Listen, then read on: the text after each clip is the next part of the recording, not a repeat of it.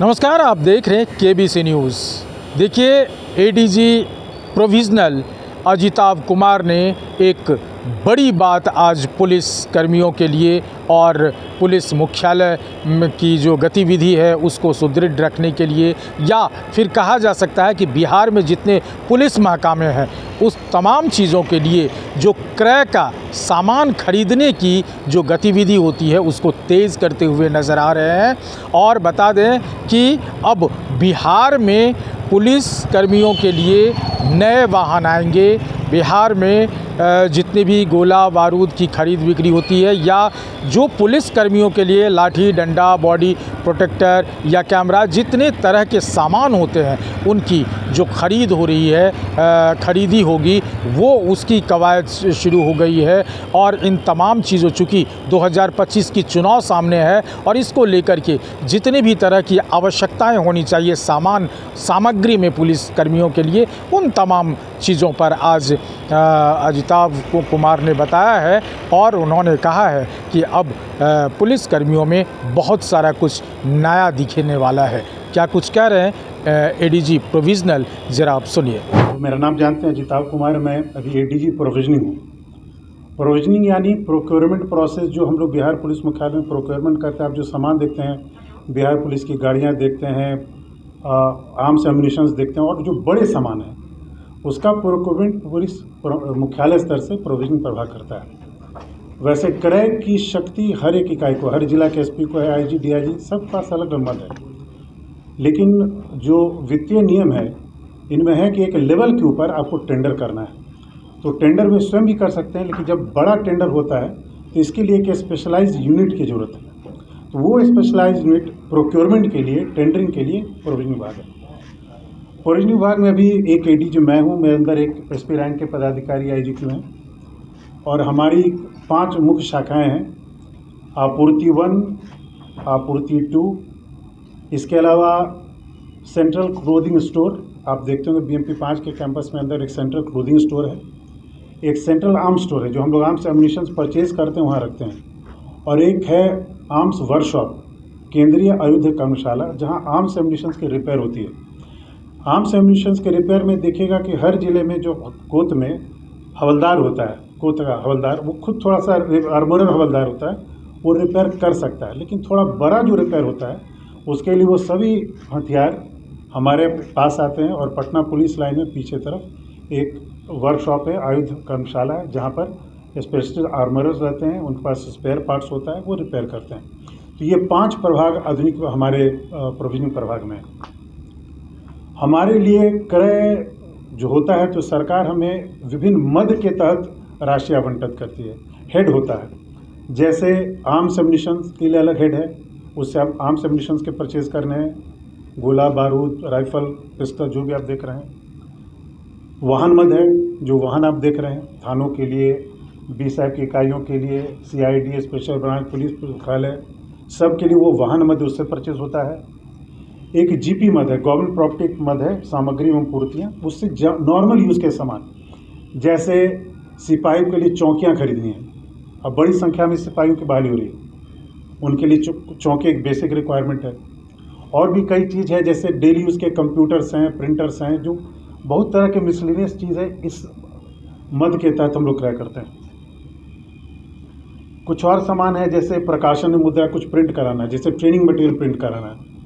अभी जो बिहार पुलिस में सिपाही लोग ज्वाइन कर रहे हैं, 21,391 की बहाली निकली हुई थी, उनकी ज्वाइनिंग चल रही है, उनके लिए प्रशिक्षण सामग्री हम लोग प्रिंट करा रहे हैं। तो सभी प्रशिक्षणार्थी के लिए 3 वॉल्यूम का प्रशिक्षण मटेरियल है पुलिस महानिदेशालय द्वारा से। इसके अलावा भी जो प्रशिक्षण मटेरियल सामग्री तैयार किया गया है उसको हम लोग प्रिंट करवा रहे हैं, उसे बांटते हैं।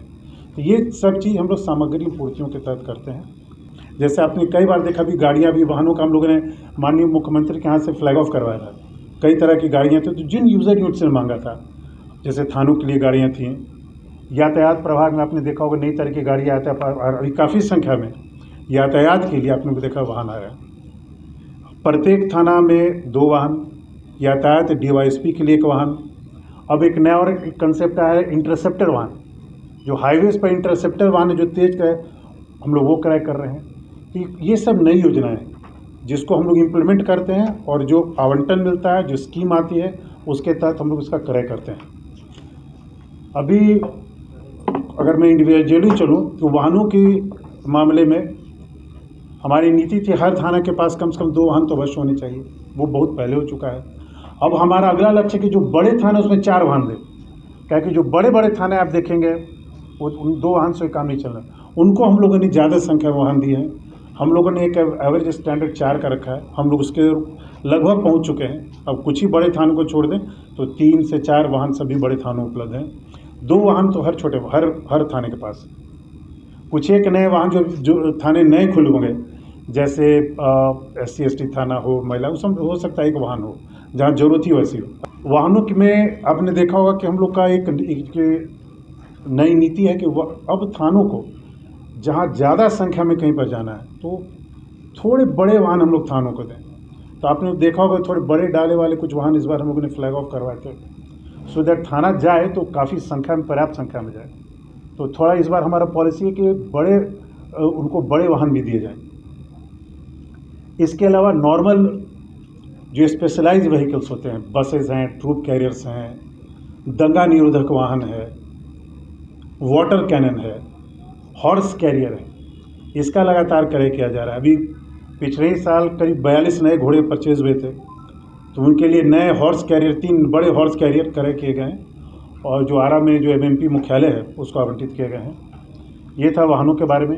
एक और स्थिति है वाहनों के बारे में, हम लोग SDPO सर्कल इंस्पेक्टर के लिए अलग से नए वाहन की ओर हम लोग जा रहे हैं। उनके पास जो वाहन है वो जनरल कोटा से वाहन थे। अब हम लोग SDPO और इंस्पेक्टर्स को के लिए अलग से नए वाहन क्रय करके उपलब्ध करा रहे हैं। जो पुराने वाहन हैं उनके जगह नए वाहन से रिप्लेस करने जा रहे हैं, जो कम्प्लीटली उनके लिए ही ईयरमार्क हों। इसका मेन उद्देश्य है कि ज़्यादा से कहीं वाहनों की कमी के कारण कोई समस्या न आए, और जब भी कोई हमें कमी लगती है हम प्रथम अनुपूरक, द्वितीय अनुपूरक में मांगते हैं और हमें मिल जाता है और वो हम दे देते हैं। लेकिन ये रेगुलर प्रक्रिया है। पुराने वाहन को रद्दीकरण भी करना है। 15 साल से ज़्यादा पुराने हो गए या एक खास 1.5 लाख या 2 लाख किलोमीटर चल गया तो उनको रद्दीकरण कर देना है, या रिपेयर में 75% ज़्यादा हो गया उनको रिपेयर करना, तो उनको रिप्लेसमेंट करना और उनके लिए नए वाहन करेंगे। ये सतत प्रक्रिया चलती रहती है। चुनाव के लिए हम लोगों ने आकलन किया था कि हमें चुनाव में DFMD, door frame metal detector, hand held metal detector, baggage scanners, deep search metal detectors, ये काफ़ी संख्या में जरूरत पड़ेगी। तो हम लोगों ने अभी 300 DFMD का टेंडर किया हुआ है। 200 के 300 है, 200 है DFMD का किया हुआ। 300 हैंड एंड मेटल डिटेक्टर हैं, DSMD हैं, बाइनोकुलर्स हैं। इन सब का हम लोगों ने पहले से तैयारी कर रखी है। इसके अलावा जो ऐसे उपकरण खराब पर हैं, मरम्मती की आवश्यकता, अभी हम उसी बात करते हैं, उसको मरम्मती करवा रहे हैं। इस बार क्या होगा कि चुनाव के समय में, चूँकि बिहार में ही चुनाव रहेगा, सारे VIPs एक ही स्टेट बिहार में ही रहेंगे, तो काफ़ी संख्या में वाहनों की जरूरत है। BP वाहन हम लोग काफ़ी संख्या में क्रय कर रहे हैं। काफ़ी संख्या में BP वाहन की जरूरत होगी। Door frame metal detector, hand held metal detector, binoculars, deep search metal, ये काफ़ी संख्या में जरूरत पड़ेगी और हम लोगों ने उसका आकलन कर भी लिया है। उसकी टेंडर हो भी गई है। कुछ सामान आ भी गए हैं, कुछ सामान अगले कुछ समय में आ भी जाएंगे। तो ये भी एक तैयारी हमारे लिए मेन एक चैलेंज है, क्योंकि इसका बड़ा कारण है कि बिहार में ही चुनाव, सारे नेता ये सब तो बिहार में ही रहेंगे, तो काफ़ी संख्या में जरूरत पड़ेगी। हम लोग उसके लिए हम लोग ने पूरी तैयारी कर ली। ट्रैफिक में अकेले 7000 से ऊपर बॉडी वर्न कैमरे दिए गए हैं। पहले 1000 दिए गए थे और पहले 7000 अकेले ट्रैफिक के लिए, और 1000 बॉडी वर्न कैमरा रेलवेज को दिया गया है।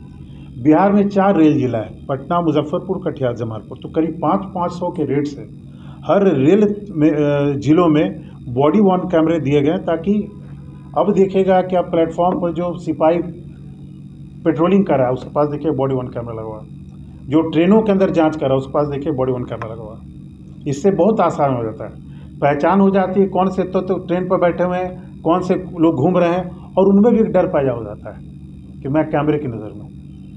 तो ये टेक्नोलॉजी का एक बहुत अच्छा उपयोग है और हम लोग इसको लार्ज स्केल में अपने में इम्प्लीमेंट कर रहे हैं। सो जो भी आधुनिक टेक्नोलॉजी आ रही है उसको पुलिस में हमें ज़्यादा से ज़्यादा संख्या में उपयोग करना है। इसका एक बहुत बड़ा उदाहरण है हमारा FSL, फॉरेंसिक साइंस लैब। विधि विज्ञान प्रयोगशाला पटना में आपने देखा होगा, और रीजनल विधि विज्ञान प्रयोगशाला मुजफ्फरपुर में है, भागलपुर में है, और कई और रीजनल एफएसएल्स खुल रहे हैं। पूर्णिया में है, राजगीर में है, रोहतास में है और रेंज हेडक्वार्टर्स में भी ये ओपन हो रहे हैं। तो वहाँ हम लोग जो भी आधुनिक से आधुनिक उपकरण होते हैं, आप इंडिया में कहीं भी देखेंगे, पूरे भारत में कहीं भी देखेंगे, वो आपको बिहार में मिल जाएंगे। पहले जेनेटिक जांच, अनुवांशिकी जेनेटिक जांच नहीं होती थी। हमारे पटना में अभी डीएनए एनालाइजर भी है, हमें बाहर नहीं जाना पड़ता है। इसके अलावा हम लोग बाहर के जो एफएसएन है, जैसे central forensic science lab Delhi, Hyderabad, Calcutta, हम लोग लगातार उनसे संपर्क में, और जो उपकरण वहाँ पर है वो हम अपने यहाँ ला रहे हैं और इसी संख्या बढ़ाई जा रही है। न केवल पटना में, मुजफ्फरपुर में है, भागलपुर में, और रीजनल जो एफएसएल्स खोल रहे हैं, सब जगह ये उपकरण उपलब्ध रहेंगे, सो दैट इस तरह की जो साइंटिफिक जांच हो उसमें ज़्यादा समय न लगे। तो मॉडर्नाइजेशन के क्रम में ये सब कार्रवाई की जा रही है। तो हमारा मेन इम्फेसिस है कि हम लोग मॉडर्नाइजेशन भी करें और जो संख्या में अगर कमी, वो संख्या भी पूर्ति कर रहे हैं। अभी कुछ नए थाने बने हैं, जो पहले ओपी थे, उत्क्रमित होकर उन्हें थाने बनाए गए हैं। तो थानों में, हर थाने में CCTNS की व्यवस्था है।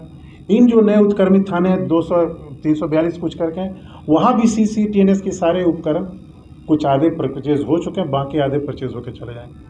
तो आप सभी थानों में CCTNS की व्यवस्था दिखेगा।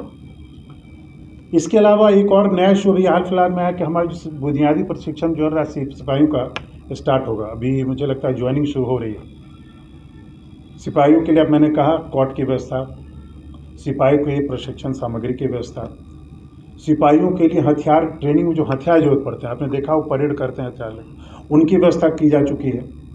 हम लोगों ने बड़ी संख्या में ट्रेनिंग वाले राइफल्स मंगाए हैं।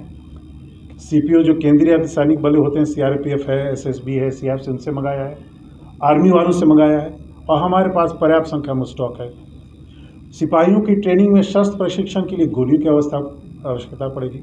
उसमें कुछ डमी बुलेट्स भी होते हैं, कुछ रियल भी होते हैं, वो भी पर्याप्त संख्या में आ गई है, सो दैट हर सिपाही ट्रेनिंग के दौरान पर्याप्त संख्या में गोली फायर करके उसकी प्रैक्टिस कर सके। तो ये हमारा एक और नया एम्फेसिस था कि अभी जो प्रशिक्षण सिपाहियों का बुनियादी प्रशिक्षण प्रारंभ होने वाला है, इनमें हमारी पूरी तैयारी है। तो आपने सुना, ADG प्रोविजनल ने, चाहे वो गोली बारूद की रखरखाव या ख़रीदारी हो, स्टेशनरी हो, कपड़े हो, ड्रेस हो, या ट्रेनिंग के लिए गन हो, या किसी भी तरह की, सबसे बड़ी बात उन्होंने कहा कि जो DNA टेस्ट के लिए हम लोग को बाहर जाना पड़ता था, अब बिहार में आधुनिक मशीनें आ गई है और अब बिहार के कई ऐसे ज़िले हैं जहां हम उसका काम शुरू कर चुके हैं। FSL की टीम जो है वो बढ़ाई गई है। FSL की टीम पूरे लगभग बिहार के 20% 25% ज़िलों में ये कार्यरत है। इन तमाम चीज़ों पर उन्होंने अपना वक्तव्य रखा और अब बिहार पुलिस और ज़्यादा हाईटेक दिखने वाला है। अमलेश आनंद, KBC न्यूज़, पटना।